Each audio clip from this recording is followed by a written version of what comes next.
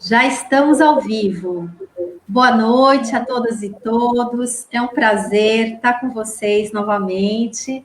Hoje, dia... ao vivo. Só que você vai ter que baixar o som, Veleda, senão eu vou ficar escutando. Bem, boa noite, gente. Muito obrigada por mais essa live. Nós temos hoje o Papo com Paula. No dia 21 de julho, né, mais de 120 dias nessa quarentena, já são 3 meses que nós estamos promovendo essas lives para discutir diversos assuntos que eu julgo que sejam importantes para a nossa cidade. O assunto de hoje eu acho muito importante, é sobre educação no combate ao racismo. Para isso, eu tenho 2 convidados assim muito especiais, os professores César Rodrigues e a professora Veleda Rebouças. O professor César é professor do Instituto Federal de São Paulo, campus Cubatão, né? Autor aí de diversos livros, são 6 livros já publicados, sempre com essa temática, né, da diferença, né, do combate ao racismo. E a Veleda é professora da nossa rede pública municipal, também orientadora pedagógica, não é professora, é orientadora educacional, né? Isso, e professora da rede privada aqui também em Cubatão, professora de artes, né, do Colégio Objetivo. Eu quero agradecer muito a presença de vocês, né? Eu acho que é uma generosidade da parte de vocês estar contribuindo com esse debate que a gente vem fazendo, com vistas à elaboração de um programa de governo para concorrer nas próximas eleições municipais, né? Como todos sabem, eu sou pré-candidata, né, a prefeita de Cubatão, e tenho procurado através da internet, já que por conta dessa pandemia nós estamos impedidos de fazer eventos e seminários presenciais.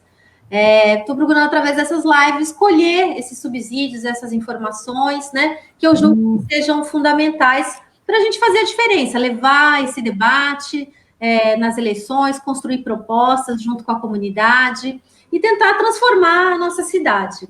Eu tenho aqui já diversas pessoas, temos 13 pessoas já nos acompanhando. Eu vou só cumprimentar e aí, em seguida, eu passo a palavra para vocês.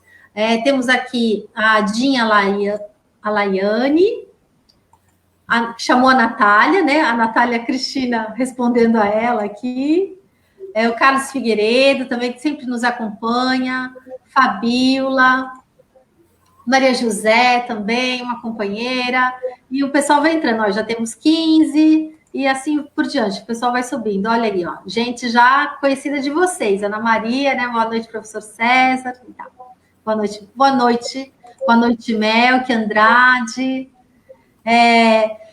Então, gente, eu estou fazendo essa construção, eu aproveito para convidar vocês do programa de governo. Todos os sábados eu faço um encontro virtual sobre diversos eixos. A gente já falou de saúde, educação, políticas sociais, gestão democrática, participação cidadã. Falamos na sábado passado de direito à cidade. E neste sábado é o último encontro dessa série, né, de encontros virtuais, que vai falar sobre transição ecológica para a sociedade do século XXI. Esse é um conceito que eu venho trazendo para o debate aqui na nossa cidade de Cubatão, de que a gente precisa buscar um novo modelo de desenvolvimento, que seja mais compatível com a preservação do meio ambiente e também mais solidário com as pessoas, que possa incluir todas as pessoas, né, que participam da cidade. A gente percebe que a nossa cidade ficou por muitos anos muito focada no modelo de desenvolvimento industrial, do polo petroquímico, que é poluidor e que nem é mais tão gerador de emprego e renda, assim, e que está, né, em franca processo de desindustrialização. Então, acho que a gente tem que pensar alternativas, e isso passa por pensar a economia solidária, por pensar na educação como um caminho mesmo, né, de gerar uma cultura de tolerância, uma cultura de solidariedade, de igualdade entre as pessoas. Eu conheço o César, assim, porque ele é muito famoso já, né? já vi ele em diversas... Na verdade, César, eu já vi vídeos seu, já conheci seu trabalho, entrevistas que você deu, e eu fiquei assim, eu até estou feliz hoje de poder... Não estou pessoalmente, né, te encontrando, mas é quase assim, quase uma conversa pessoal, de poder conhecer mais desse seu trabalho, porque eu acho que ele é uma referência para nós. O que eu gostaria, né, se um dia eu tiver a chance, né, de ser gestora pública na nossa cidade, é justamente incorporar essas iniciativas que você faz como uma política pública, né, de Estado, né, que a prefeitura pudesse apoiar os professores, capacitar os professores da rede pública municipal para fazer o trabalho que você desenvolve. Eu sei que você conhece bem a nossa rede, porque foi professor da nossa rede, né, muitos anos.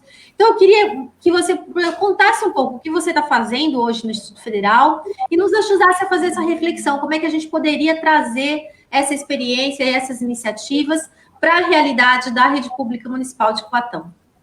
Começamos por você, depois eu falo com a Veleda, tá bom? Tá legal. Estão me ouvindo bem?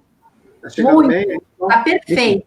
Imagem então, em primeiro lugar, muito obrigado, Paula, pelo convite.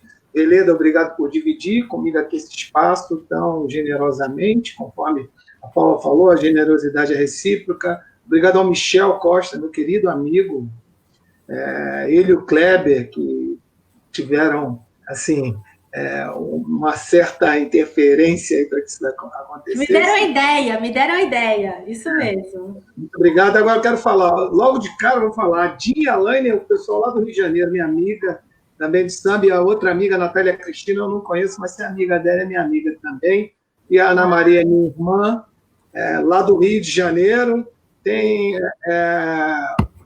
quem mais aqui? A professora Corina, Alexandre Apolo também, que são todos amigos, eu estou vendo tudo por aqui. O Everton. Gente, já temos 45 pessoas aqui. Já. O Everton é uma pessoa muito querida também, um militante. Eu tive o prazer de compartilhar conhecimentos com ele na época que eu dava aula numa instituição onde ele estudou, foi meu aluno na pedagogia, enfim. É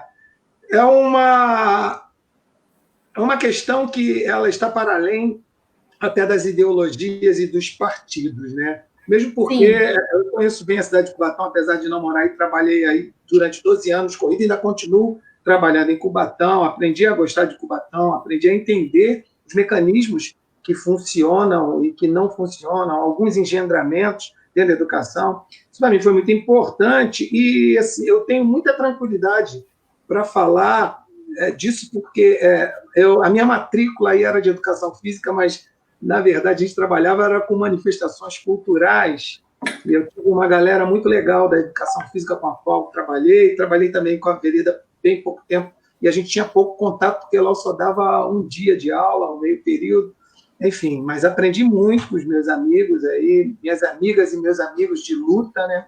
De briga, de guerra, de paralisação, de tiro. Não teve porrada, mas bomba.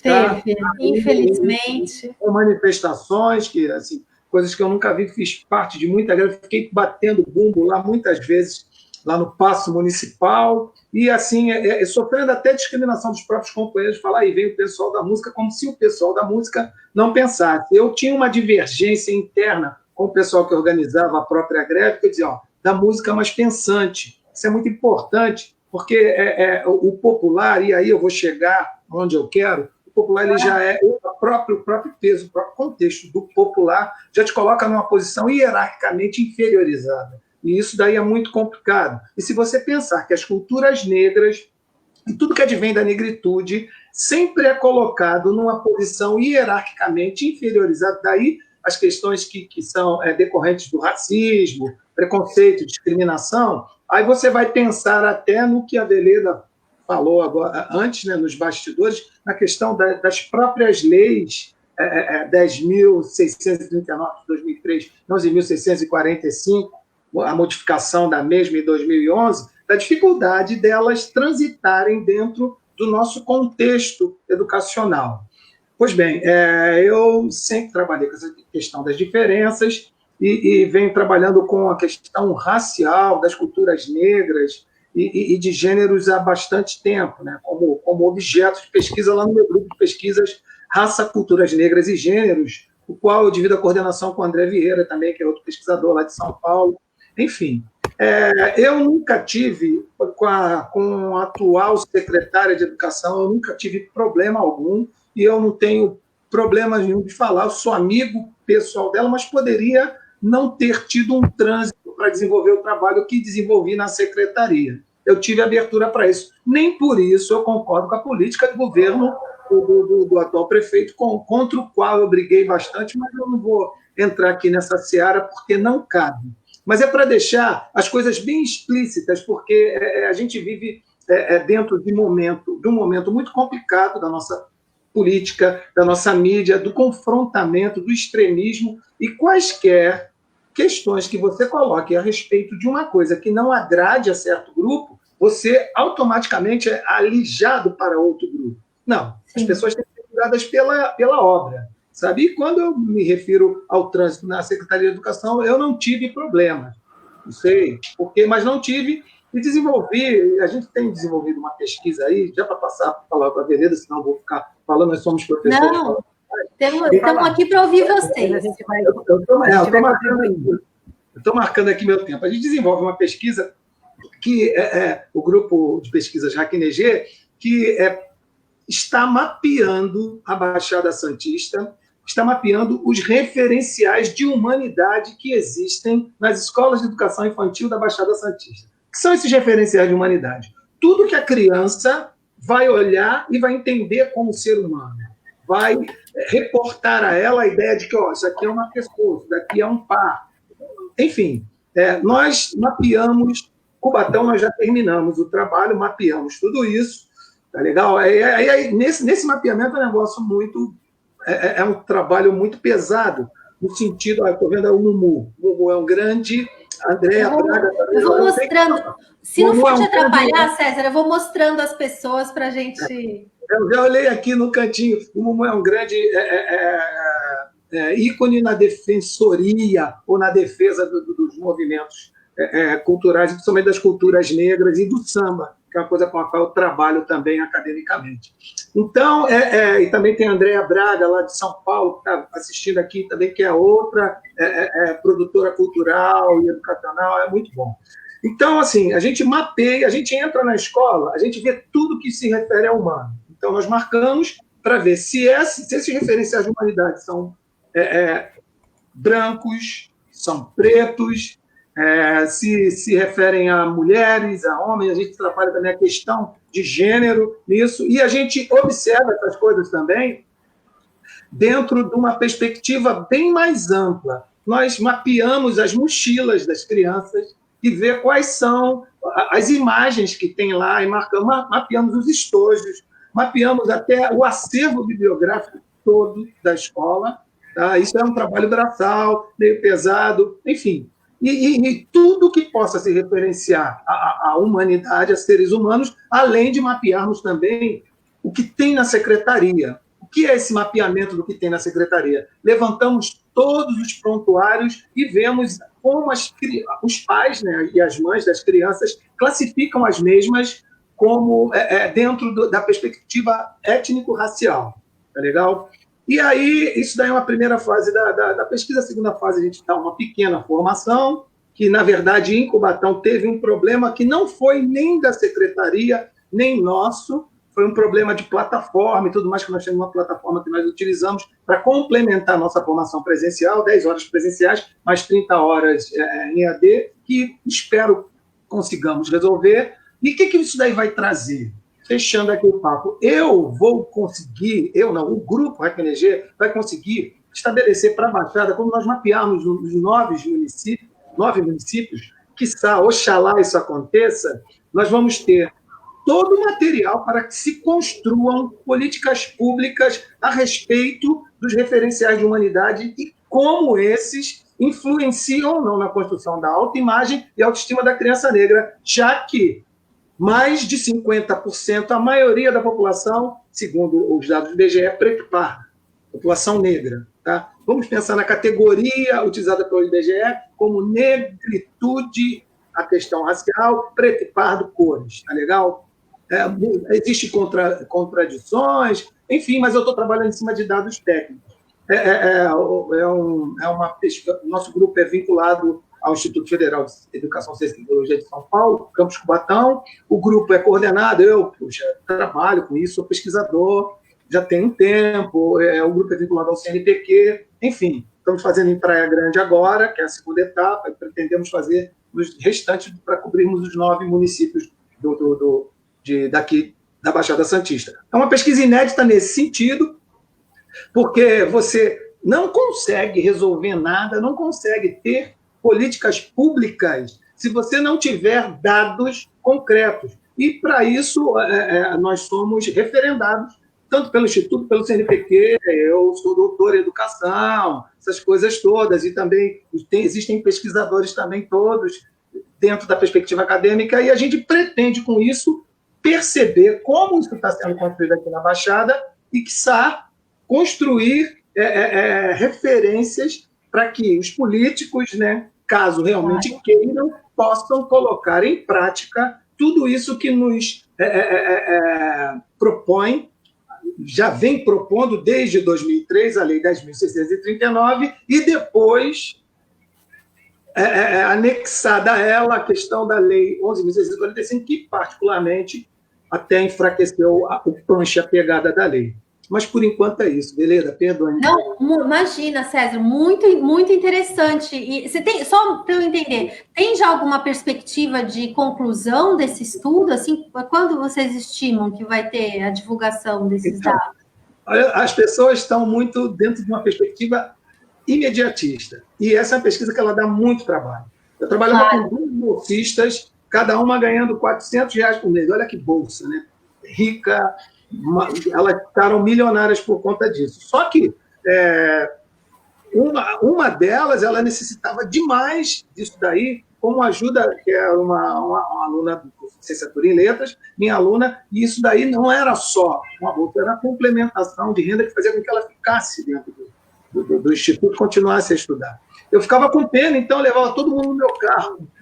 Elas tinham que gastar esse dinheiro fazendo isso, pagar uma condução, e, poxa, ainda não ganho nada, então nós íamos, mapeávamos, e assim, a ideia é de 2 anos e meio, 3 anos de pesquisa. Com essa pandemia, vai dar tranquilo, 3 anos. Era só para ter uma ideia mesmo, assim, né? Porque é tão legal que gera essa expectativa. Quando você conta, a gente já fica, né, ansioso.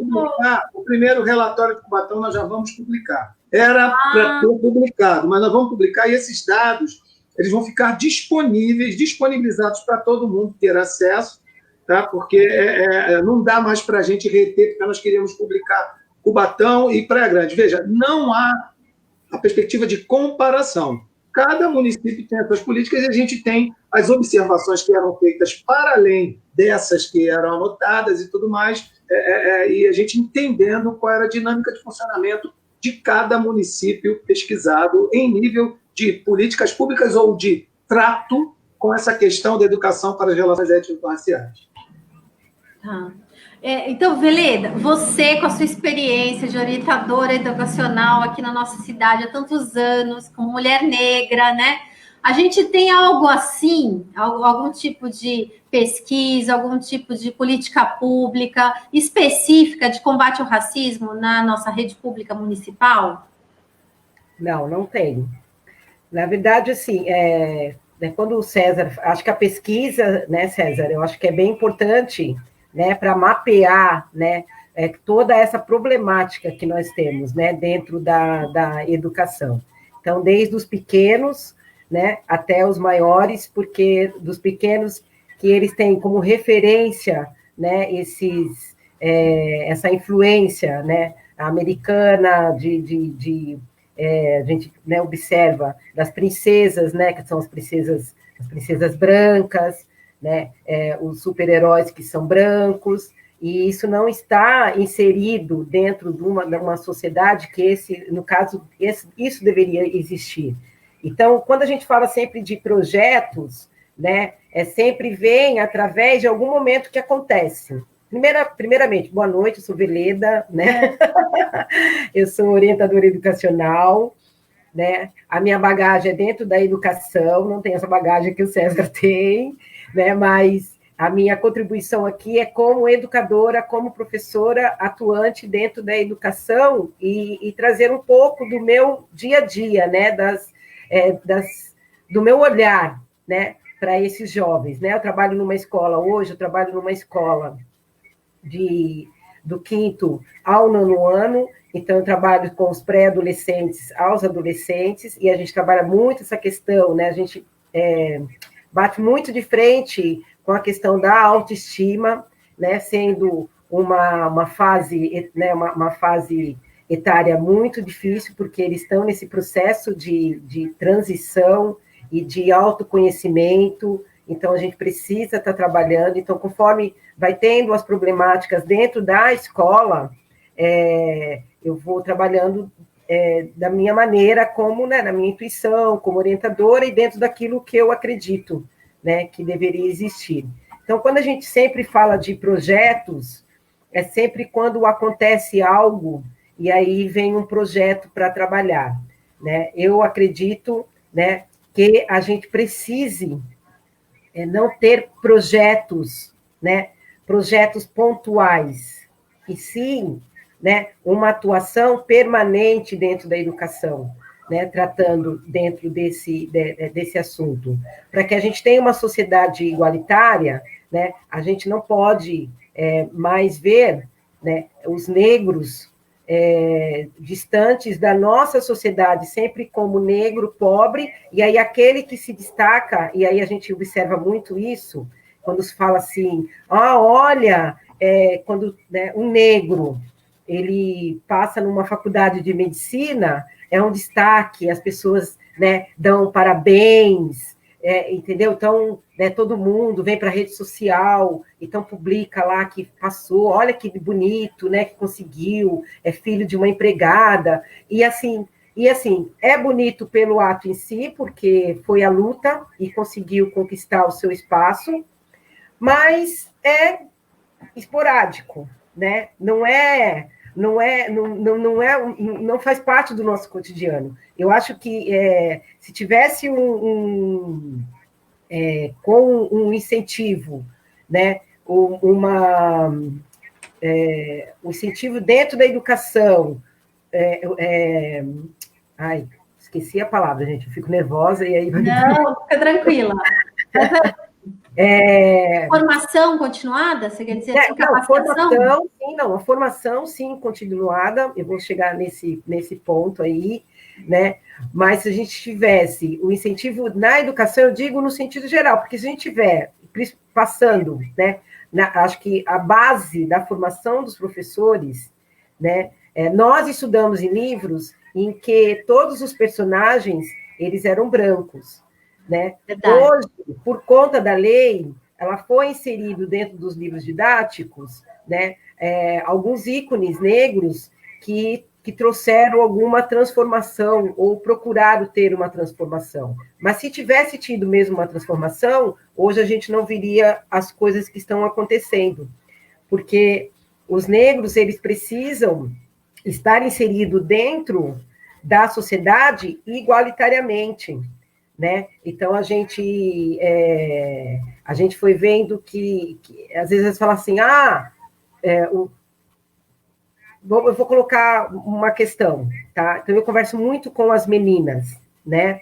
As adolescentes, e aí elas, né? Hoje os jovens, as crianças, elas são influenciadas pela mídia, né? Pela indústria da beleza. Então, com o tempo, foi aumentando e foi criando, né, produtos, né, para que os negros, né, para cabelos afros, né, como dizem, porque tem aquela coisa do cabelo bom e do cabelo ruim. O teu cabelo é bom, né, Paula? O meu cabelo não, meu cabelo é ruim, entendeu? Então, desmistificar isso, sempre falar para elas que o nosso cabelo é o cabelo que nós temos, é a nossa identidade, e não negar a nossa raiz, né? Então, é sempre trabalhando nesse sentido, né, da autoestima, porque a gente precisa, porque é tão amplo esse assunto, né, César? É um assunto tão... né, ele vai passando por tantos pontos, né, culturalmente, né, porque além de pobre, né, preto ainda pobre, e aí o pobre ele tem mais dificuldades, e o preto ele tem mais dificuldades ainda. E muitos deles não conseguem entender isso, eles não conseguem enxergar. Então, se a gente tivesse uma formação de professores, né, uma formação na educação, eu digo uma formação na educação, seria muito gratificante, porque também nós temos, quando tem uma professora, um exemplo, se nós temos uma professora que ela vai trabalhar essa temática, às vezes tem gestores que não concordam, às vezes tem pais que não concordam, principalmente quando se fala das matrizes africanas, né, dentro da religião. Então, sim, essa igualdade precisa existir, né? E para isso a gente precisa discutir, a gente precisa levar para a escola, a gente precisa, porque a educação é que vai mudar, é a educação que muda o mundo, senão a gente não consegue, a gente vai ficar sempre aí nesse patamar, sempre aqui, né? Aqui ficam os negros, aqui ficam os brancos, não desmerecendo ninguém, porque as pessoas falam assim, agora fica com esse mimimi. Não é mimimi, porque quem sente na pele é que sabe o que é. Claro, você tem toda a razão, Vereda. Eu acho que são duas questões muito importantes que você falou. Uma questão da representatividade, né?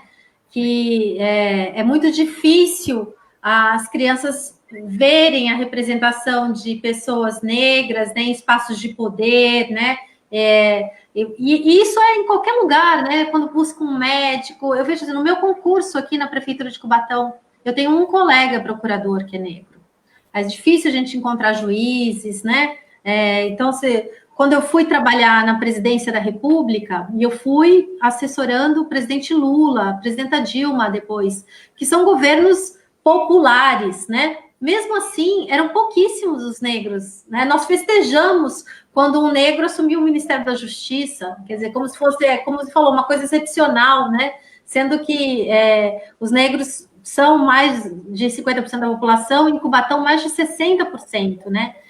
Uma das coisas, eu acho que a gente tem que ter essa preocupação mesmo da representatividade.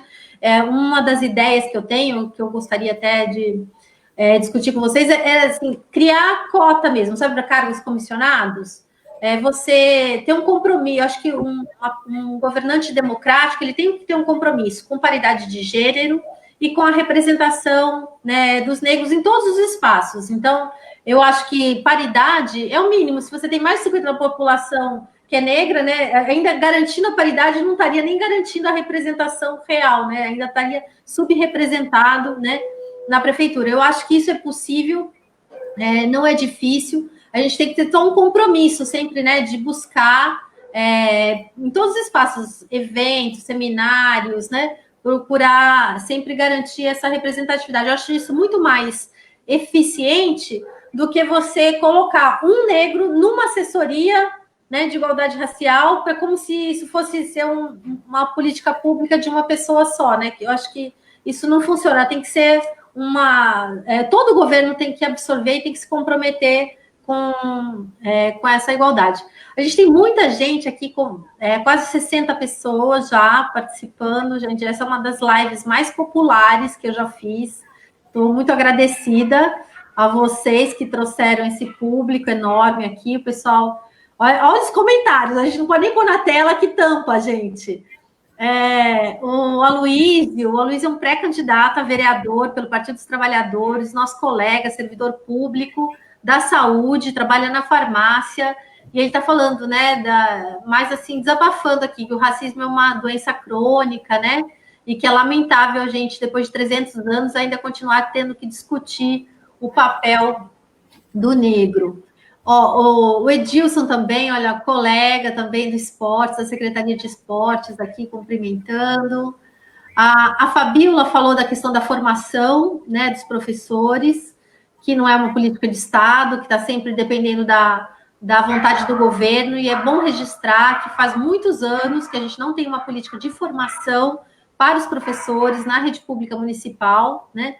Faz anos que não... e eu falo isso de dentro, né?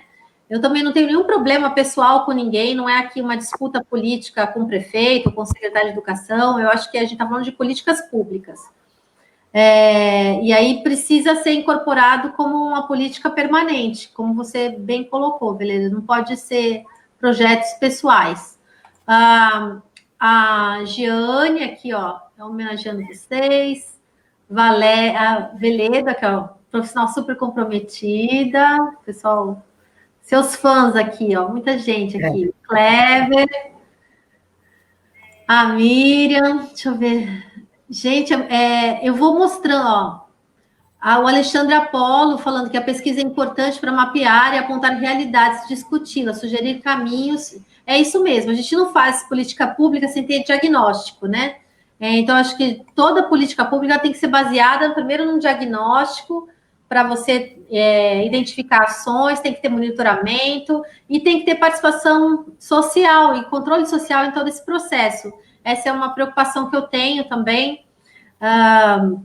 Da gente, sempre que instituir uma política, tentar instituir um controle social, porque eu acho que é isso que vai garantir a estabilidade, a perenidade dessa política. Ela não vai mais depender da vontade política do governante, porque se ela tiver um controle social, a sociedade vai exigir que ela continue, ela vai se apropriar dessa política e vai exigir que ela continue independente do prefeito de plantão. Ó, tem os fãs aí, mas... muitos fãs, mas, não, muito bom. A Vânia colocou aqui, né, o primeiro grande tabu a ser quebrado é dentro da própria escola, né, e é justamente aquilo que a gente estava conversando, né, que eu estava colocando, porque quando a gente... quando o professor ele vem com uma proposta, né, para trabalhar o racismo, ou uma representação negra, não é nem uma questão de racismo, mas sim a representação negra, né? Um ícone negro dentro da escola, às vezes, há o próprio tabu ali de que, então, é melhor você não falar sobre isso, né? Então, por quê? Porque se a gente tem mesmo, né, César, uma formação, né, se for investimento, era essa palavra que eu queria, tá? Que agora eu lembrei.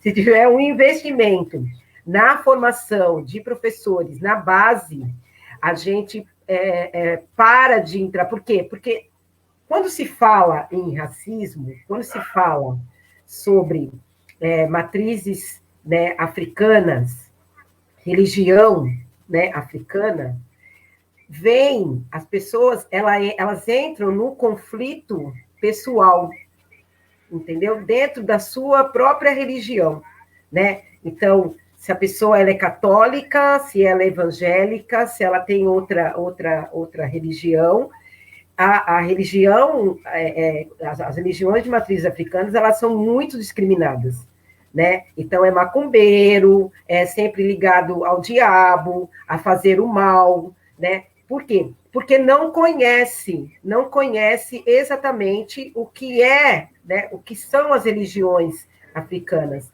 né? A sua gênese, de onde que começa, por quê? Porque se tem os santos, né? Se temos os santos dentro da Igreja Católica, nós temos os orixás dentro das religiões, né? Do candomblé, né? Da Umbanda. E aí, se isso às vezes é colocado, muitas vezes eu vi alguns depoimentos, né, vários depoimentos já que a gente às vezes acontece de surgir esses assuntos, de famílias virem para pedir para tirar a professora, que a professora está querendo que meu filho seja macumbeiro, né, está ensinando macumba, entendeu? Então, assim, se tem uma formação, e às vezes se você não tem, como que você vai ter uma segurança para falar? Como é que você vai ter um embasamento? Eu concordo. A formação. Beleza, eu até vou, assim, eu não posso falar dessa questão negra, mas como mulher, né, e eu acho que a discriminação contra a mulher é algo, assim, bastante semelhante. E uma coisa que a gente, ainda na juventude, quando eu comecei a trabalhar no movimento estudantil, me filiei ao Partido dos Trabalhadores, o PT começou a discutir as cotas para as mulheres. E a gente fez alguns encontros para discutir cota, e eu sou fruto, né, eu digo, dessa política de cotas dentro do PT, porque a partir das cotas é que eu consegui ascender dentro do partido, chegar a Conselho Nacional de Juventude do PT. Senão, eu era presidente do DCE da USP e eu não teria espaço no movimento estudantil, entendeu? Como mulher, porque se via sempre os quadros, eram os quadros homens.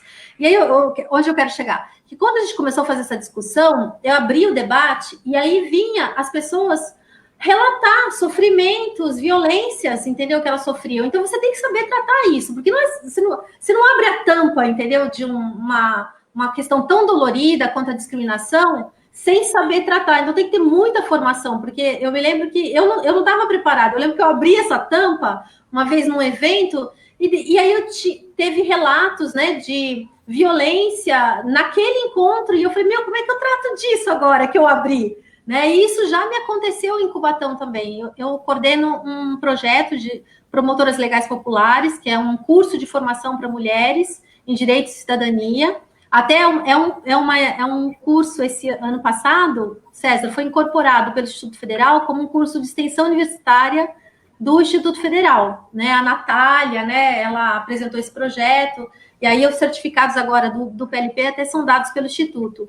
Mas, então, uma vez também eu fui dar uma palestra no Bloco Cultural para alunos da rede pública, e falando sobre violência doméstica, uma menina pede para falar, e ela falou, minha mãe sofre violência, meu pai... Eu falei, como é que eu trato disso agora, né? Para quem que eu encaminho? Essa menina que publicamente me pediu ajuda e está ali. Então, você tem que ter não só uma capacitação, mas também você tem que ter rede de atendimento, né? Para os casos de discriminação, né? É uma rede de proteção estruturada, porque não adianta você abre a tampa, as coisas aparecem, você tem que saber tratar e você tem que saber encaminhar para que aquela pessoa seja protegida de alguma forma. E aí, César, eu até te pergunto, isso aparece aí na tua pesquisa, assim, essas necessidades, ou não chega nesse ponto a pesquisa? Então, a pesquisa é realizada nas escolas de educação infantil. Então, Desculpa, eu faltou esse detalhe. De humanidade. Então, a gente foge. Mas, olha só, vocês foram conversando e falaram sobre muitos assuntos. E tem uma coisa que eu aprendi em live, é que, apesar de eu ser estudo culturalista e pós-estruturalista, a gente tem que ser um pouco estruturalista quando se fala, porque senão a gente vai enveredando... Perfeito. Nos ajude aí. Então, olha só, vamos primeiro, quando a Veleda fala dos projetos, quando eu fiz o doutorado, eu colocava isso daí como esses projetos, Dia da Consciência Negra, olha só, o Dia da Consciência Negra é mega, ultra, blaster importante, mas ele tem que acontecer todos os dias. Essas questões têm que ser trabalhadas todos os dias. Eu tenho um artigo que chama-se Um Dia da Consciência Negra versus 364 Dias de Consciência Branca. Então, assim, são coisas que já escrevi já faz um tempo, e eu fico pensando muito. O Dia das Mulheres, o Dia do Abraço, o Dia do Amigo, quer dizer, vai ao encontro de uma antipolítica, se considerar isso como uma questão que tenha de acontecer permanentemente. Então, isso é um problema. Isso cria, eu chamo lá na minha tese de fetiches de restrições excêntrico-comemorativas. Ou seja, é um fetiche, você só comemora naquele dia um abraço. O que é um fetiche? Eu vejo uma coisa, tenho maior vontade. Quando eu me aproprio daquela coisa, acabou. Ela não é mais nada. Isso daí é um perigo pelo qual a gente passa o tempo inteiro, e também assim, que nas redes municipais, estaduais, é bem o discurso da diversidade. Então, a diversidade é muito rasa. O discurso é das diferenças. Nós não somos iguais. Se dane se tem sangue aqui, se a pele é vermelha, mas o marcador social, cor da pele, ele é importante sim. Ele te hierarquiza, ele te coloca em cima ou embaixo, ou no meio, tá legal? E no meio, vamos combinar que nesse quesito aqui no Brasil, meia vice e vice não rola, tá legal? Rola na presidência, mas aqui não, nessa questão racial, na questão étnico-racial, não rola. Então, isso é muito complicado. A gente tem que pensar o seguinte, que quando você comemora, a Veleda também falou, olha só, tem alguém na universidade, exceção. Sim, é exceção. Quando você é exceção, não modifica em nada. O sistema, a questão das ações, das políticas de ações afirmativas que surgem, ao contrário do que muita gente pensa, na Índia, quando o Gandhi, no movimento dele, faz questão de caracterizar, não, são os dados, são os caras que são excluídos, porque ele tinha que caracterizar os excluídos para que os incluídos fossem vistos também, entendeu? Essa característica, para que, a partir disso, se construir políticas. E olha só, são políticas, quiçá, temporárias. Porque não adianta, tem um lance da inclusão perversa também. Não adianta estipular um sistema de cotas que dê muito certo, que inclua, que você consiga o acesso, tá legal? E não tenha condições para garantir a sua permanência. Quando você não tem condições para garantir a sua permanência, a inclusão perversa é sacana. Entendeu? O governo usa muita pedagogia pilatiana, eu lavo minhas mãos, agora já dei, agora vire-se. Poxa, no primeiro resultado de 10 anos de estudo sobre a eficácia das cotas, a média de 70 e poucos alunos cotistas terminavam. E uma média de 40% dos não cotistas terminavam, completavam seus estudos. E também, assim, a gente vê que dentro das áreas onde se transita a questão das humanidades e tudo mais, existe elas são grávidas de cotistas. E as outras áreas são áreas dentro, se eu fosse falar das áreas de relações, das relações raciais, segundo o Líbio Sansões, eu falaria que eram as áreas duras das relações raciais, que não é do conceito dele, mas eu estendo para poder dar conta, um referencial teórico que estou falando, que é medicina, engenharia, arquitetura, direito, são esses cursos que tradicionalmente foram construídos no Brasil para dar espaço para quem dominava, para o colonizador, para os filhos do colonizador, uma perpetuação do poder. Esses lugares são muito pouco ocupados.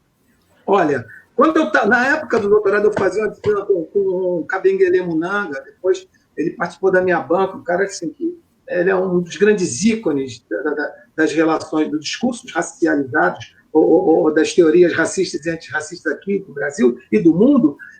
Tinha o Johann, ele era alemão, ele fazia essa disciplina conosco. Ele falou, um dia nós perguntamos, lá estava um debate, falou assim, olha, quando eu entrei aqui na USP, eu achava que era mentira esse negócio do Brasil ter tanto negro. Porque ele só via branco lá dentro, gente. Sabe? Mas aí, ele falou, um dia quando eu saí daqui, do Butantã, e fui visitar a periferia de São Paulo, os grandes guetos, aí eu vi sim que o Brasil é um país negro, com a população negra. Então, são questões para a gente pensar, né? Cota, tem assim, uma política divergente aí de cota não é esmola, porque tem uma artista que se vale disso para fazer certas coisas e a gente pensa de uma maneira um pouco diferente, mas, na verdade, não é esmola e não é um atestado de incapacidade. É uma solução à proposta de equidade. Equidade é dar mais para quem tem menos. E aí eu me aproprio até de uma frase que eu vi há muito tempo, Cortella, não sou seguidor dele, não, admiro algumas coisas dele, mas uma das bolas dentro que ele deu igualdade sem equidade é privilégio. Não adianta eu botar todo mundo para fazer um vestibular e falar somos todos iguais perante a lei. O artigo 5º da Constituição, blá, blá, blá. Como diriam meus amigos do samba, caosada, conversa fiada, papo que nem entra mais aos nossos ouvidos, sabe?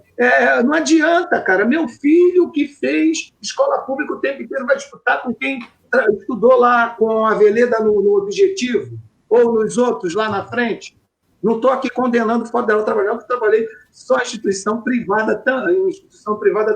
Mas não dá, gente, não dá. É outro esquema. É a mesma coisa agora. Sistema de quarentena.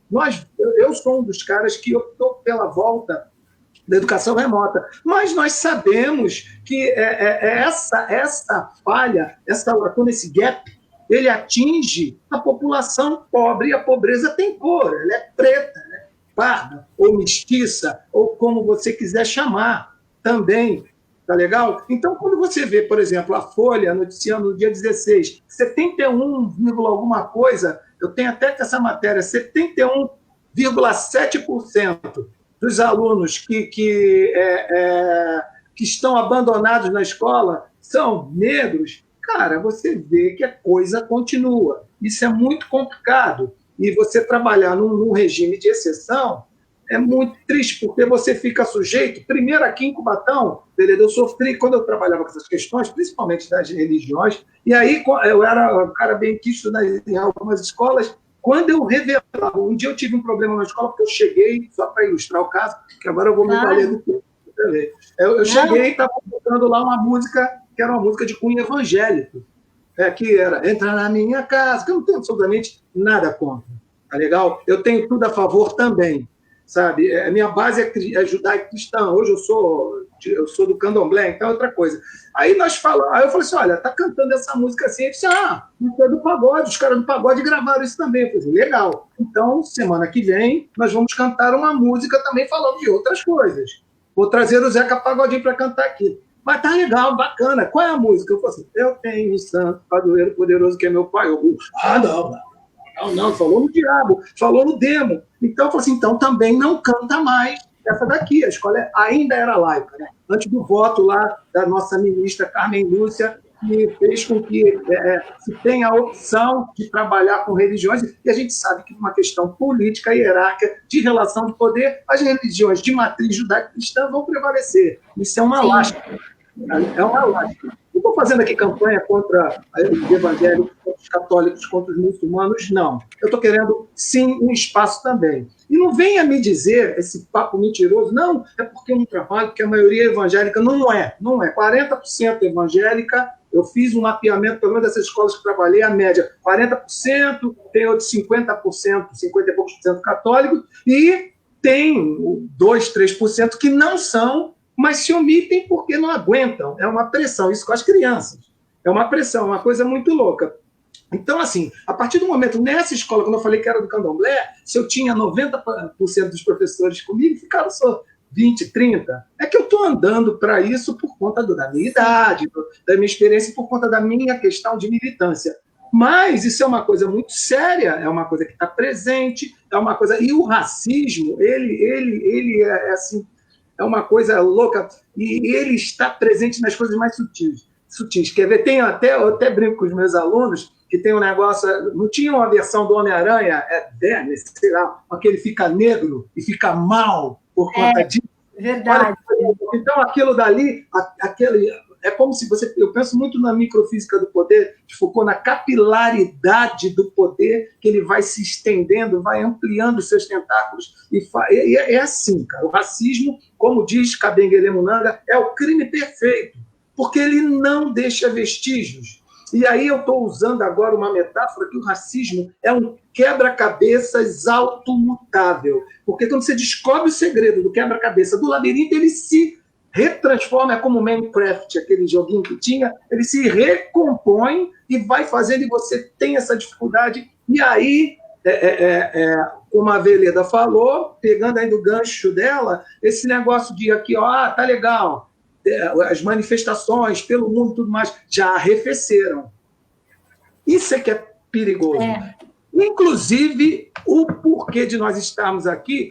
Me desculpe, Paula, não te conheço, não conheço o teu programa de governo, mas eu tenho um compromisso muito grande com as coisas, com os ideais e com a militância, sem estar vinculado a nada. Não sei, nada garantiria que estivéssemos aqui conversando dessa maneira e espraiando tanto esse assunto se não tivesse acontecido essas questões nos Estados Unidos. E aí eu vou pegar assim, a questão do racismo aqui no Brasil, e também o Kabengele que traz isso, ele é muito difícil de combater porque ele não é assumido. Todos nós nascemos racistas porque fomos construídos numa sociedade racista. Sim. Então, é uma sociedade que fracassou ao tentar dar o golpe fatal na população negra recém-liberta, trazendo as populações de outros continentes, principalmente da Europa, de outros países, e dando o golpe do embranquecimento, da eugenia, dos casamentos interraciais. Não deu certo para eles e deu muito certo para a gente. A história da população negra é contada de uma maneira completamente perversa, porque diz de um povo que sofreu, que tem uma palavra aí que o pessoal fala, resiliência, que isso daí me arrepia pra caramba. Também não gosto disso aí. Não é isso, não é resiliente em nada. É a agenda do Banco Mundial, né? Esse negócio de resiliência, né? O Banco Mundial vende, agora vocês...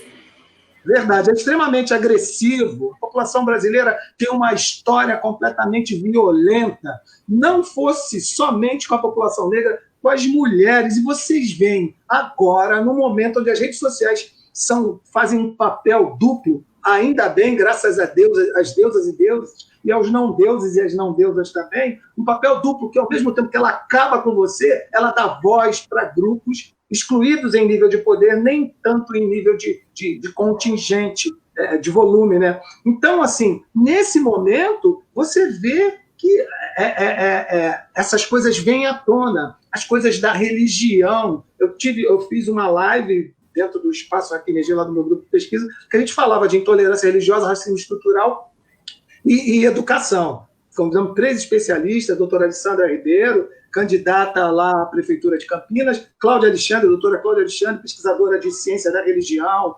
de religiões de matriz africana, escola de samba e tudo mais, e o Wellington Ramos, que é professor lá comigo também, doutor, pesquisador, enfim. E aí as pessoas, foi uma live que demorou, as pessoas ficaram por conta de perceberem outras coisas e os mecanismos sutis com os quais o racismo lida, e ele faz, inclusive, dentro dessa questão da religião, ele vai embranquecendo a religião. César, você está cometendo racismo reverso. Pô, para, né? Racismo reverso só existe quando tem uma estrutura de poder. A própria Djamila Ribeiro já falou isso há muito tempo, antes de ser a Djamila Ribeiro de agora, e antes dela, muita gente também falou. Você tem que estar... Não adianta você chegar, Paula, dentro de uma roda pequena de meninas negras na tua época, e elas falarem, branca, azeda, branca isso, porque isso daí não vai ter repercussão na sociedade. Agora, cada vez que uma menina dessa chamada de macaca, é chamada de cabelo ruim, pô, eu tenho um projeto que eu fiz, aí foi projeto, não foi pesquisa, Veleda, lá no Espírito Santo, que era o meu cabelo, que era assim, meu cabelo enrolado, muito lindo, todo armado, bem para cima, bem de lado, minha personalidade. Ele é afro, Rastafari, conta a história do meu povo, modifica o velho novo, minha ancestralidade. Então as crianças começam a se enxergar naquilo e a se reconstruir. Por isso que essa pesquisa, eu julgo ser importante como uma pesquisa de base, tá? Assim, dentro da classificação metodológica, é uma pesquisa de base que, a partir dali, eu posso começar a querer enxergar outras coisas e aquilo vai me dar pistas de como isso vem sendo construído. César, vai durar 3 anos, 4 anos, esse cara já vai estar entrando na adolescência. Mas tudo bem, a gente pode entender esses mecanismos, como eles são engendrados agora, para lá na frente tentar... Claro, César. Corrigir alguma coisa, estruturar. Não dá para ficar só com esse papo. A população negra conseguiu o lugar de acesso. E agora é a qualificação da permanência. Não é simplesmente estar na escola. Foram as políticas que aconteceram em outros governos. Tem acesso, mas está legal. O que se fez? Outra coisa que você falou, Márcia, agora eu vou bater doído. A esquerda brasileira sempre foi muito machista. Ela não deu conta... Verdade. O marxismo não deu conta de enxergar a questão racial tão importante, tão presente, só vem enxergar agora em cima e ainda continua racista. Os sindicatos continuam sendo machistas, tá legal? Continuam sendo racistas. Você pode meter o pau em mim, eu não estou nem aí. Não, eu acho que a primeira coisa é você admitir, porque se você não admite... É uma lacuna muito grande, você vê os cargos de poder, tá legal? E aí quem cerca?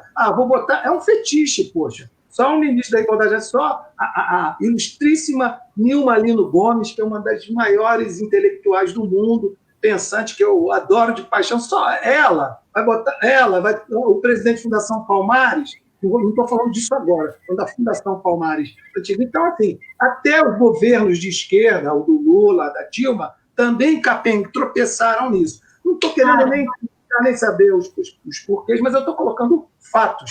E aí, a Veleda, eu e outros professores e outras pessoas que quiseram trabalhar essas questões dentro de sala de aula como uma coisa de base, sofreram e sofrem tudo quanto é tipo de impedimento. Eu dei sorte de, em uma das escolas, ter o Michel como diretor, que foi o cara que me abriu. Inclusive, não, é sério, minha pesquisa de pós-doutorado só aconteceu por conta dele, que eu trabalhei culturas negras no currículo escolar, apresentando o samba como possibilidade de resistência cultural. Entendeu? Então, assim, foi uma pesquisa. Eu e a professora Luana Benatti, não posso esquecer que ela é fantástica. E, enfim, mas foi isso. Antes de passar a palavra, eu vou dar um beijo na Lucimele, lá de Praia Grande, que está aí, a Jane, lá do Rio de Janeiro, a Lucilene, do grupo de pesquisa aqui no Rio, a Jean, que falou, ainda agora, a Fabiana, que também é professora, o Apolo, Alexandre Apolo, e a Márcia Rosa, que mandou um alô para a gente também. Legal, César, não, muito bom. Veleda, tem várias pessoas que fizeram comentários sobre essa questão da religião, né? Aqui falando que realmente, né, a igreja, eu sinto também, e eu quero falar isso, essa questão aparece também na discriminação de gênero, né? As igrejas neopentecostais, principalmente, né, elas acabam tendo valores assim muito conservadores e que vêm, mas a gente eu tomo muito cuidado para não generalizar, porque, por exemplo, recentemente, não sei se vocês viram, saiu um vídeo de uma cantora gospel que romantizava a violência contra a mulher. Aí, prontamente, as mulheres evangélicas, né, criaram uma rede nacional. Eu, no sábado, participei, porque eu participo de uma associação, Associação de Juristas pela Democracia. É uma associação de advogados, né, que luta pela democracia. E aí elas me chamaram para representar essa associação nessa reunião. E, assim, eram 60 mulheres evangélicas todas, e, assim, evangélicas a favor do aborto. Então, assim, não existe só essa visão machista ou racista, né, das igrejas. Tem muita gente também dentro das igrejas evangélicas que estão tentando fazer a resistência, fazendo contraponto. Mas eu percebo aqui em Cubatão, assim, um crescimento muito grande, né, da adesão das pessoas mesmo a essa igreja, e com isso uma dificuldade de tratar desses assuntos, assim, dentro da escola. Eu não sei se você sente isso também, quando você falou da dificuldade de falar de... Então, na verdade, quando a gente fala que a escola é laica, né, a escola tem que estar aberta para todas as religiões, porque a gente começa a falar dos evangélicos, né, e aí, né, a gente parece estar demonizando, né, os evangélicos. Como a gente sempre fala, existe pessoas boas e pessoas ruins. Então, assim, existe pessoas boas que votaram no Bolsonaro, entendeu? Pessoas que eu considerava boas e que votaram nele. E Sim. que compactuaram, a partir do momento, com as ideias dele, entendeu? Então, e aí a gente acaba entrando num conflito em relação a isso, porque a gente começa a ver uma visão daquela pessoa como a pior que tem, né? Porque acaba compactuando. Então, até como nós conversamos hoje, você falou, tem pessoas que eu conheço que se arrependeram. Só que a merda já foi feita, então, desculpa o termo, né? Então, gente, tá aí agora e a gente vai ter... Então, nós estamos agora num momento de retrocesso, né? Então, parece que a gente está nadando contra a maré, né, César? Parece que a gente está nadando, agora nós estamos num processo de nadar contra a maré, porque a gente tem que resgatar aquelas pequenas conquistas que aconteceram que estão querendo destruir, né? Então, quando a gente fala do estado da escola, que é laica, é ter uma abertura para que tenham todas as religiões, entendeu? Que não fale só, que não venha só com um hino, né, um hino da igreja, do evangélico, né, uma música gospel, ou uma música católica, mas que abra, sim, e que seja natural para que as pessoas entendam, né, que é natural que as pessoas tenham religiões diferentes, né? Então, isso é a mesma coisa que fica sempre assim, né, aquela...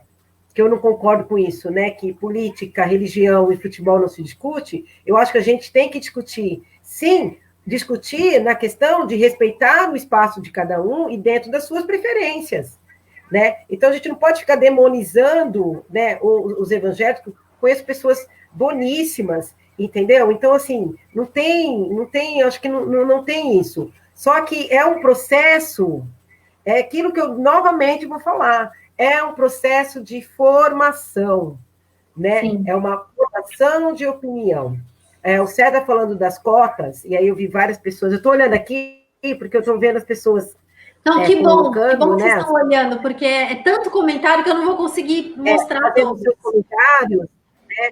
Então é importante porque as pessoas também estão contribuindo para que a nossa, né, tenha mais pontos para a nossa discussão. Quando a gente fala, o César falou da cota, né?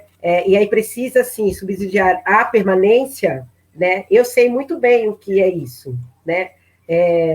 A permanência de um pobre numa universidade pública. Não é fácil, porque, né, por experiência própria, eu sei que foi difícil para nós, né, minha família, para manter os meus irmãos, meus 2 irmãos, que entraram numa universidade pública, entendeu? E a gente sendo de uma família pobre. Então, assim, não é fácil. Então, se não dá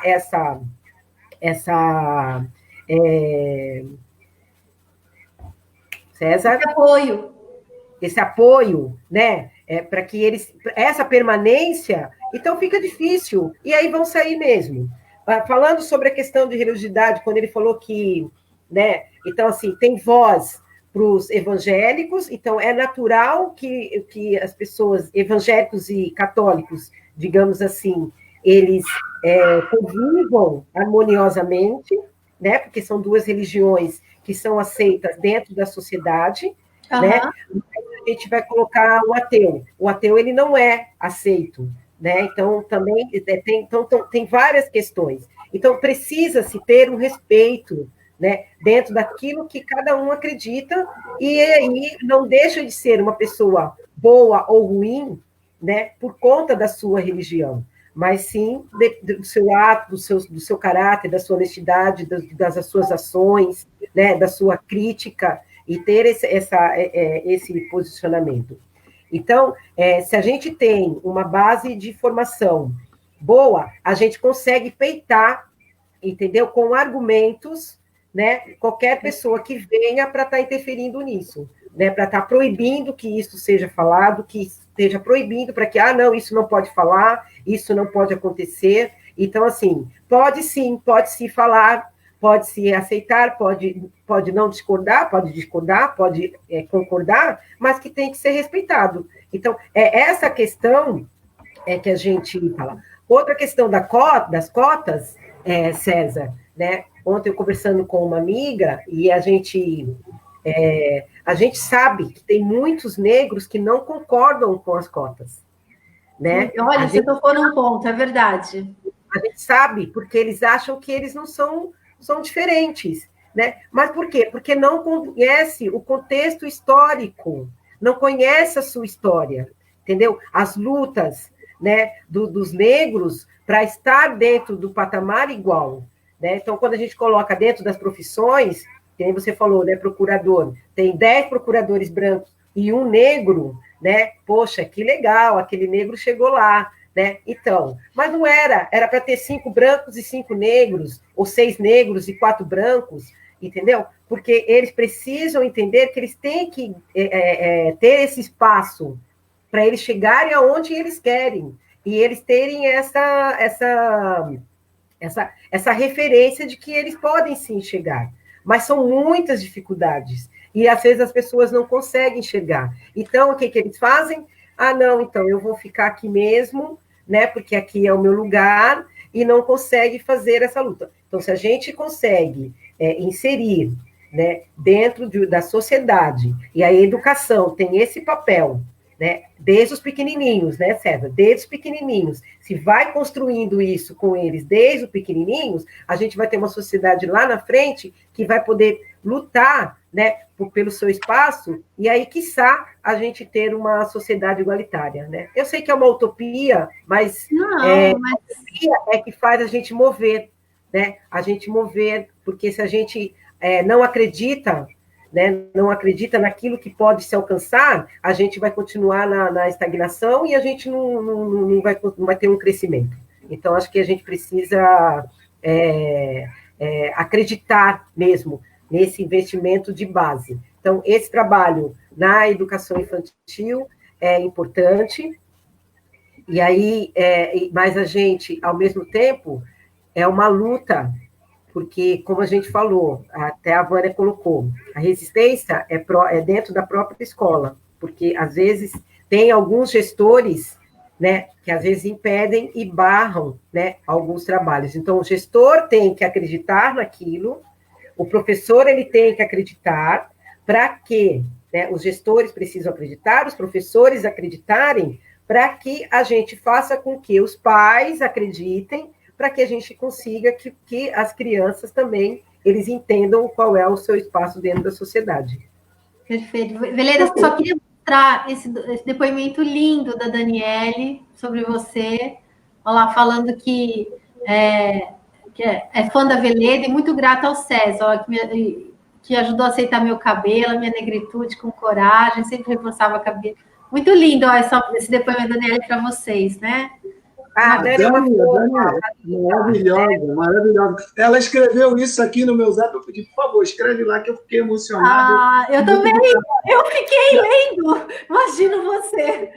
Ela é intérprete de Libras, e a gente trabalhou, fez umas coisas assim muito legais. Enfim, também quero mandar, estou fazendo aqui, vou mandar um beijo aqui para a Célia Costa, lá de Petrópolis, lá no Rio de Janeiro, que está nos assistindo. O Marcelo, que é o professor lá de educação, lá do Instituto, lá da matemática, está aí, tá legal? O Falcão também, um professor da rede, da educação física, nosso amigo. Olha só, eu quero pegar o gancho aqui da Veleda, né? Já são mais de uma hora, vamos indo para as considerações finais aí, César. Opa! Então... Eu achei que eram 3 horas de live. Não, eu faço 1 hora só. Mas então já vou mudar. Eu vou mandar um beijo também para a professora Eliana Aparecida. Tranquilo, gente, tranquilo, que tem bastante gente, o pessoal está interessado, eu não estou cortando a palavra, não, só estou dando um toque para a gente ir caminhando.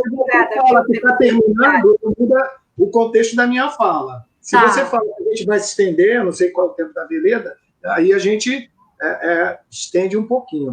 Você vai me dar o time aí. E aí, vamos terminar? Não, então fala mais um pouquinho aí, fala. Eu não quero perder nenhuma contribuição sua, César, essa oportunidade é única para mim.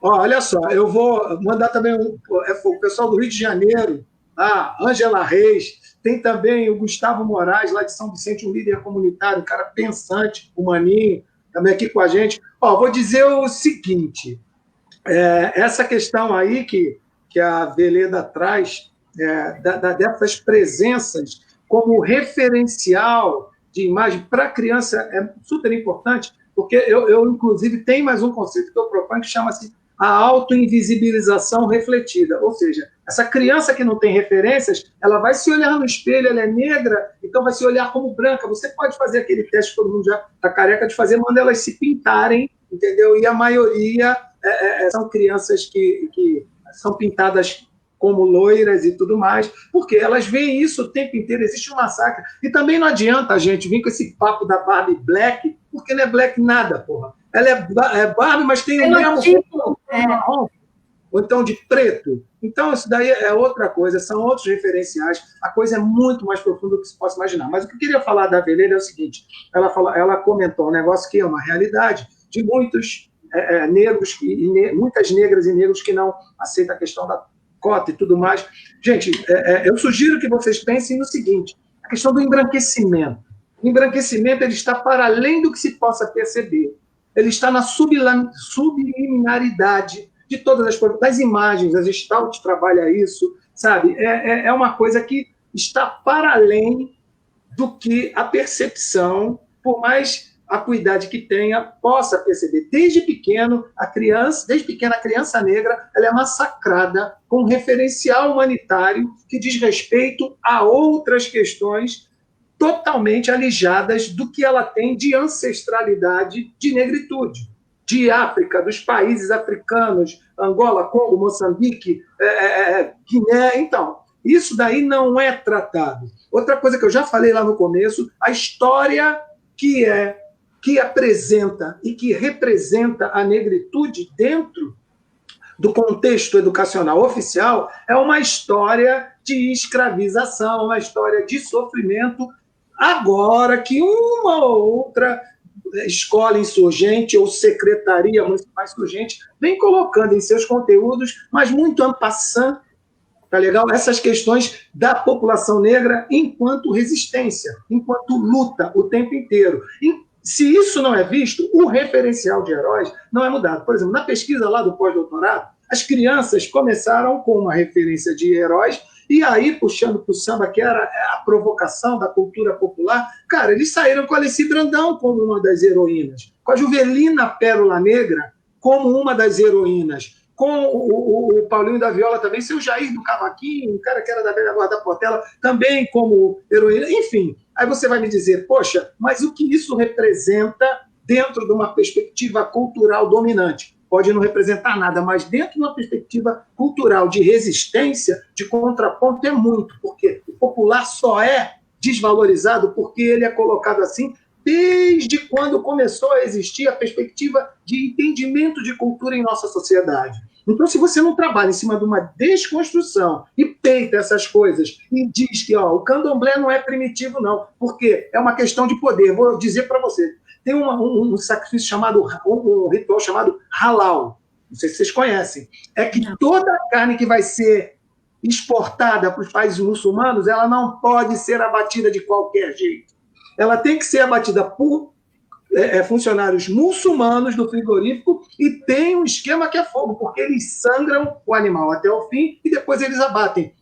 Se não fizer isso, eles não exportam. Então, o poder econômico, mesmo com toda a campanha estadunidense contra os árabes, né, para mostrar que eles são os piores e o Trump e companhia é bom demais, somente um imbecil que acompanha esse cara, me perdoem as pessoas que acompanham, podem me achar imbecil por achar que é imbecil quem acompanha, não tem problema, estamos aqui para isso. Eu não acho, não. Essas questões, elas são questões que nos polarizam. E quando você vê, por exemplo, um mau exemplo, como que aconteceu da carteirada, que eu fiz até uma música e tudo mais, cara, isso daí... eu achei fantástico, César. Vem sendo perpetuada há muitos e muitos anos. O Brasil é o país da carteirada, o Brasil é o país do sabe com quem está falando, o Brasil é o país de não, isso é macumba, vamos chutar, ou se não vamos chutar, vamos fazer aqui, mães, vamos proibir esses caras de trabalhar em capoeira, porque tem tambor, tem macumba. O Michel foi dar uma festa junina um dia, tinha canjica. Cara, o absurdo das mães virem em cima dizendo que isso tinha relação com o candomblé. Cara, ainda bem que ele não foi louco se ele deixa de fazer, ele deixa de ser meu amigo. Cara, enfrentamentos tendem a acontecer e cada vez mais perdemos espaço para essas questões. Cada vez mais esse mosaico do racismo vai se reformulando e o crime fica mais que perfeito. Segundo Kabengele Munanga era perfeito, mas está mais que perfeito, porque a gente vai jogando para baixo da terra, entendeu? Para baixo do tapete. E quando a sujeira é jogada para baixo do tapete, um dia a visita vai tropeçar naquele montinho e essa coisa vai aparecer. É uma pena que aparece e fica sazonal, aparece e desaparece. Como que nem agora a questão lá do George, lá. Foi, e aí os outros tantos, e os Joãos, e as Marias, e tudo mais. Cara, se isso não for implantado dentro da escola como uma política para além das querências, dos desejos, das ideologias, se a gente não tiver coragem para enfrentar, não com as armas baixas, mas com conhecimento, com dureza, com postura e assunção de que essas coisas precisam ser discutidas, que se dane. Você é negra, negro, se você acha que cota é esmola, tudo bem, vai à luta, mas nós não podemos deixar que isso abata e que esses discursos sempre se sobressaiam em cima dos discursos de quem não quer fazê-lo. Assim, tem até tanto a direita quanto a esquerda, se você não bate exatamente com o que se quer, nossa, eu tenho vivido umas situações dessas no Instituto Federal que são bem complexas. Entendeu? Então, se eu tenho uma opinião, por exemplo, essa questão da volta mesmo. Então, a volta remota, a ideia é não deixar ninguém para trás. Porque quem vai ser prejudicado com a volta remota é quem não tem condição, cara. É uma grande parte dos alunos lá do Instituto também. Mas a estruturação não vem dizer que o professor não está preocupado com isso, que está dentro de uma prática política neoliberal, que isso é mentira. Porque não sabe do nosso trabalho, não sabe das discussões. Se tem um grupo que quer, eu não sei. Tá legal? Pode ter ou não. Mas agora não vem polarizar o discurso, porque eu não cheguei junto com você, na tua opinião, então eu não presto, não sirvo para mais nada. Então, esse é um problema muito grande, muito grave. Isso vai abafando os espaços de discussão e aí reforçam num contragolpe a favor dos regimes de poder que até hoje perpetuam-se aí dessa desigualdade toda. Muito bem. Muito bom. Arrasou. César, essa foi a sua consideração final? Beleza, algumas pessoas fizeram algumas perguntas aqui, olha, para você. Como você vê a situação atual das meninas pretas nas escolas de ensino fundamental e médio? E então, aí, uma para mim aqui também, a Cláudia, ela chega só fazendo uma pergunta difícil. Que tipo de política uma escola pode ser feita? Eu vi essa pergunta e eu acho que eu vou fazer a minha consideração, né, já com essa pergunta, tá? Porque quando eu trabalhando lá na escola, e eu trabalho, né, numa escola de Fundamental 2, né, a gente observou, eu fui observando, né, o crescimento das meninas já com a sua aceitação, principalmente em relação aos cabelos. E aí, quando a Dani colocou, né, essa transição, então, elas viam o meu cabelo, porque eu sempre assumi meus cachos, sempre assumi meu cabelo cachos, e aí eu sempre falava para elas que era uma questão de que os cachos era personalidade, né? E que um cabelo cacheado, um cabelo crespo, ele pode ser feito do que quiser, né? A gente pode deixar ele liso, a gente pode fazer trança, a gente pode fazer que ele é um cabelo versátil, né? Não é só um cabelo liso, ele não tem essa versatilidade, né? Toda. Mas sim, o cabelo crespo ele pode. Se eu quiser hoje, amanhã, tá com o meu cabelo liso, eu vou lá, faço uma escovinha, deixo ele liso e pronto. E aí, assim, eu uso meu cabelo da maneira como eu quiser, né? Sem essa preocupação. Então, algumas meninas que usavam química, né, no seu cabelo, para manter, né, no padrão, né, de cabelo liso, que era instituído pela mídia, né, e para poder elas estarem de igual, né, de uma paridade, né, em relação às outras, porque hoje não se aceita mais um cabelo ondulado, né? Você tem uma ondulaçãozinha no cabelo, vão lá e faz aquela escova progressiva com essas químicas todas. E aí uma aluna, ela falava assim para mim, ela olhava, ela tinha o cabelo, né, com química, e aí ela falava assim, eu acho tão lindo o seu cabelo. Na época, eu tinha um cabelo mais comprido. E ela assim, eu acho tão lindo. Então, todo dia ela falava, eu acho tão lindo o seu cabelo. E aí, sem ela falar nada para mim, eu fui vendo a transição dela. Ela cortou o cabelo. E aí, quando eu vi, ela já tinha assumido, e muitas meninas lá na escola assumiram os seus cachos, e eu acredito que eu tenha tido um papel importante em relação a isso. E aí, fechando, né, mais um relato de uma aluna que era da escola, que ela falou que ela sofreu muito, né, por muitos anos, achando que o cabelo dela era feio, que ela não aceitava porque falava que o cabelo dela era duro, né, que o cabelo dela era ruim, então ela usava a química e mantinha ele liso. Depois ela passou para as tranças, né, e aí ela usava as tranças, e aí eu falava para ela, eu falei, você é tão linda, né, por que você não tira e não deixa ele, né? E aí, ontem ela fez um relato que ela, depois de tantos anos, ela começou a enxergar a beleza dela, da mulher negra, né? Hoje ela está com 17 anos, já não estuda mais na escola, ela já saiu, mas, assim, ela passou por todo esse trabalho, e aí eu falei para ela, eu sempre falei que você era linda, só que você não acreditava. Fico feliz de saber que hoje você consegue se enxergar como uma menina linda, né, da maneira como é, e hoje ela está aí representando, né, ela tem uma representatividade negra, né, e tem orgulho disso. E aí eu fico feliz de saber que eu pude contribuir, né, e assim, devagarzinho a gente vai contribuindo um pouquinho aqui, um pouquinho ali, para poder, né, resgatar essa autoestima dessas meninas e dos meninos também, não posso falar só das meninas, né, que os meninos também têm a questão da autoestima deles, né, e aí acaba passando um pouco mais para até a questão da violência, né, César? Né, porque o menino negro na rua, ele vai ser mais perseguido, e a gente sabe muito bem disso. Então, a gente está dentro desse olhar, né, para que eles se olhem e eles vejam que eles são capazes de tudo, né? E aí eu tenho uma frase aqui, que eu vou ler, porque eu fico, né? Ninguém nasce odiando outra pessoa pela cor da sua pele, por sua origem ou ainda por sua religião. Para odiar, as pessoas precisam aprender. E se podem aprender a odiar, elas podem ser ensinadas a amar. Nelson Mandela. Então, para mim já Lindo. Ai, gente, eu não posso falar mais nada depois de vocês, viu? Porque eu vou estragar essa live, tá maravilhosa. Olha aqui o pedido. Já marca a próxima com eles, Paula. Muito bom, gente. Olha, foi realmente assim, foi um privilégio, viu? Ter vocês aqui comigo hoje. Eu acho que vocês trouxeram várias questões que eu anotei aqui, mas eu levo assim, como tentando estruturar, como o César falou, né? O discurso estruturado aqui. Eu acho que trabalhar muito com formação, né?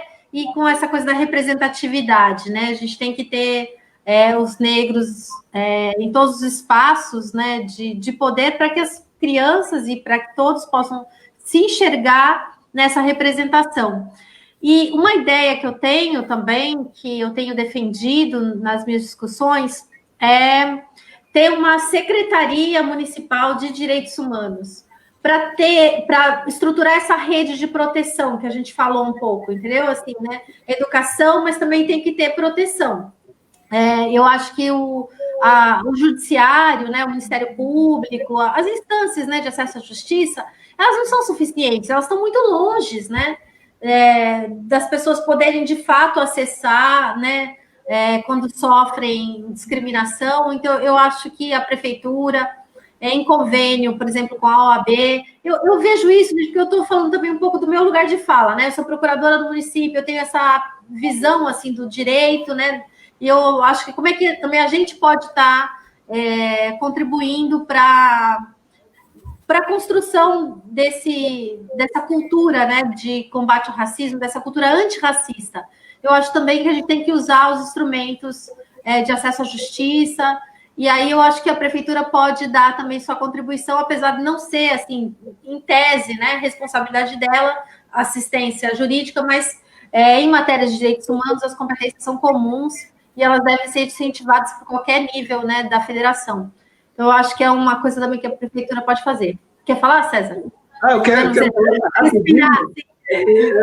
é que a professora Eliana Aparecida Novaes, lá de Itapevi, ela estava falando dos teus livros. Então, assim, fala assim. trabalhando nessa temática, aqui, ó, muitas cores de pele, nenhuma cor de lápis, que foi o primeiro, né?